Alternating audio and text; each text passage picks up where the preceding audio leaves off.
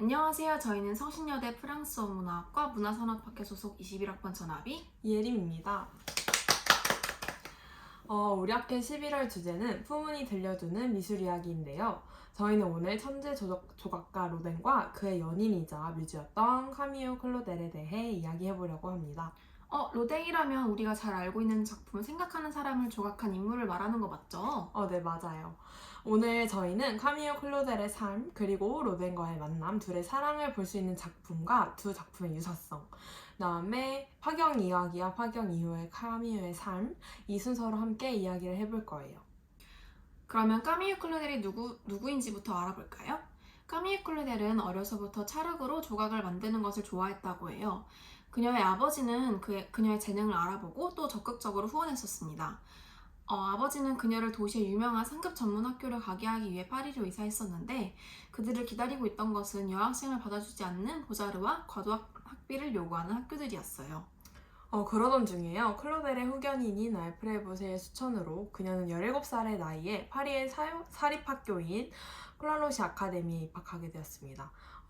뿐만 아니라 알프레부쉐는 클로델이 19살이 되었을 때 그녀에게 조각가인 43살의 로댕을 소개해줬다고 해요. 이후 로댕은 클로델을 학생에서 정식 조수로 채용을 하면서 클로델은 로댕의 제자임과 동시에 모델이 되었죠. 로댕은 독창적인 재능과 기발한 아이디어를 가진 아름다운 클로델의 모습에 깊이 매력을 느꼈고 또 그녀에게 적극적으로 구애했었는데요. 다만 둘은 24살의 나이 차이가 있었고 로댕은 심지어 사실혼 관계의 오래된 부인인 로즈 베레와 그 사이에서 태어난 아들까지 있었습니다. 그럼에도 불구하고 둘은 끝내 사랑에 빠지게 됩니다. 이후 두 사람은 다양한 작업들을 함께하면서 더욱 가까워집니다. 카미오는 로댕의 지옥의 문 팀에 합류했고 로댕은 그녀에게 그가 가장 중요하게 여기는 파트인 손과 발 작업을 맡겼다고 해요. 그는 카미오가 누구보다도 석고를 잘 다룰 줄 알고 자신도 미처 취득하지 못한 정교한 기술과 힘으로 대리석을 깎을 줄 안다고 칭송을 마다하지 않았다고 합니다. 이러한 로댕의 칭찬에 주변 사람들의 시기와 질투가 그녀를 괴롭혔었는데요. 그래도 까미유는 더할 나위 없이 행복했었습니다. 둘은 이교도의 발 혹은 광란의 네부르그라 불리는 외곽의 저택에서 오로지 두 사람만이 작업을 하고 함께 사랑을 나눴기 때문입니다. 예림님이 둘의 사랑과 관련된 작품들을 소개해주세요. 유명한 작품 지옥의 문은 카미오가 모델이 되기도 했고 위에서 말했듯이 로댕이 중요하게 생각하는 파트인 손과 발 작업을 카미오가 하게 되면서 둘은 공동 작업을 했어요. 그 외에도 카미오는 로댕의 작품 다나이드, 생각 오로라의 모델이 되었고 로댕은 카미오의 흉상을 12개 정도 만들었다고 합니다. 그 중에 하나가 바로 사색이에요. 맞아요. 뿐만 아니라 입맞춤이라는 작품을 보면 두 남녀가 격정적으로 입맞춤을 하고 있는 모습을 볼 수 있는데요. 이처럼 두 사람이 사랑한 시기에 로댕은 가장 에로틱한 조각을 만들었다고 합니다. 두 사람은 오랜 시간 함께하며 서로의 작품에도 큰 영향을 주고받았는데요. 카미유가 로댕을 만난 이후에 카미유와 로댕은 작품의 차이점을 찾을 수 없을 만큼 비슷해 사람들이 구분하지 못할 지경에 이르게 되었습니다. 그 당시 로댕이 이미 사회적으로 명성을 떨치고 있던 시기였기 때문에 사람들은 로댕이 카미유의 작품을 도와주었다고 하며 카미유의 작품을 로댕의 것으로 생각했습니다. 남자들만이 성공을 누릴 수 있다는 당시 사회적 분위기 속에서 까미유가 단지 여자라는 사실만으로 비평가들은 무책임한 험담을 했었다고 해요. 그들은 까미유의 재능을 무시한 채 로댕의 제자였다는 이유만으로 그녀의 걸작들이 로댕의 영감과 충고에 따라 만들어졌다고 주장했습니다. 어떤 이는 그녀를 로댕의 모작가라고까지 비난했다고 해요. 카미오가 1890년에 제작한 밑단을 진 소녀와 가장 흡사한 로댕의 작품으로는 가라테아가 있습니다. 작품에 대해 전혀 지식이 없는 사람들도 둘의 작품이 비슷하다는 것을 한눈에 알아볼 수 있을 정도죠.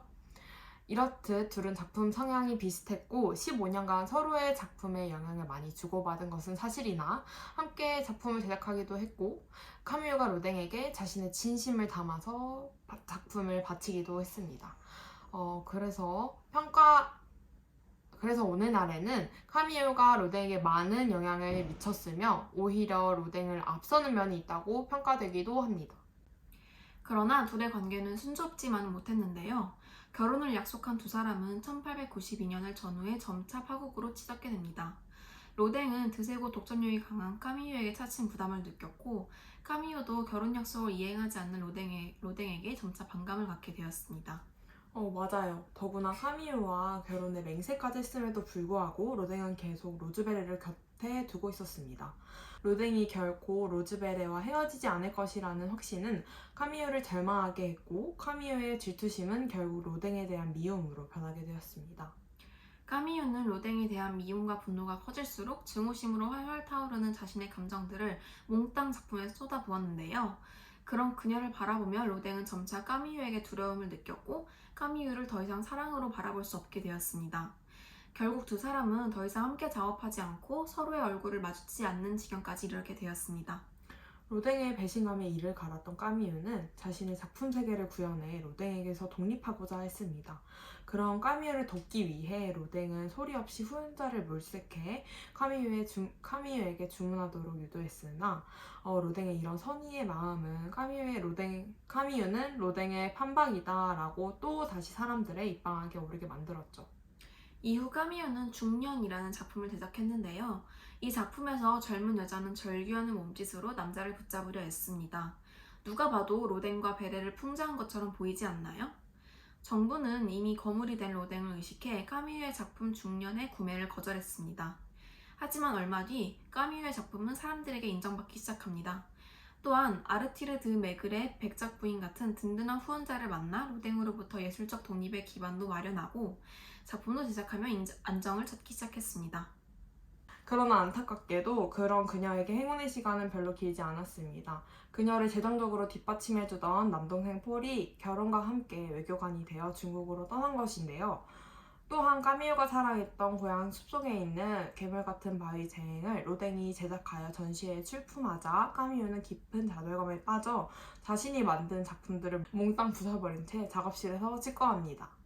또한 그녀의 아버지가 세상을 떠나자 까미유는 어머니에 의해 1912년 3월 10일 빌르 에브라우의 수용소에 감금되었고 동생 폴 클로델조차도 그녀의 감금을 반대하지 않았습니다. 로댕은 까미유의 감금 소식을 알지 못하다가 대서특필했던 신문의 사설을 통해 그 사실을 알게 되었습니다. 이 소식은 로댕을 혼란에 빠뜨렸고 그는 마지막으로 모르하르트를 앞세워 까미유를 도와주려 했지만 1914년 제1차 세계대전이 일어나는 바람에 로즈베리와 함께 영국으로 떠나버립니다. 가을이 되고 돌아왔지만 로댕은 아무 일 없었다는 듯 작품에만 몰두합니다. 수용소에 감금되어 있던 까미유는 1943년 10월 19일 사망하기 전까지 30년 세월을 홀로 갇혀 지내게 됩니다. 까미유의 간곡한 애원에도 불구하고 그녀의 어머니는 물론 여동생과 남동생까지도 절망에 빠진 그녀에게 그 누구도 손을 내밀어 주지 않았던 것이죠. 그렇게 까미유는 몽드베르그 정신병원에서 79세의 나이로 외롭게 죽음을 맞이합니다. 까미유의 애절한 사랑과 삶은 비참하게 막을 내렸지만 그녀의 작품은 1980년대 이후 재평가받게 됩니다. 그리고 오늘날 그녀의 작품은 많은 미술 애호가들에게 사랑받게 되었습니다. 이렇게 오늘 천재조각가 로댕과 그의 연인이자 모델이었던 까미유 클로델에 대해 알아보았는데요. 예린님 어떠셨나요? 서로에게 너무나 열정적이었던 까미유와 로댕에 대해 이야기하면서 그들이 굉장히 대단하다고 느꼈습니다.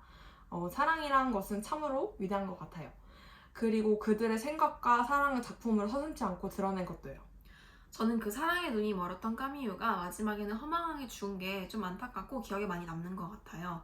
물론 처음에는 로즈베레가 있었음에도 어떻게 보면 불륜의 사랑을 지속한 것이 좀 옳은 것은 아니긴 한데 끝에는 조각을 사랑하는 마음조차 저버린 채 정신병원에서 홀로 죽은 것이 정말 안타까울 뿐입니다. 네, 그러면 지금까지 성신여대 프랑스어문 문화학과 문화산업학계 이예림 전합이었습니다. 감사합니다.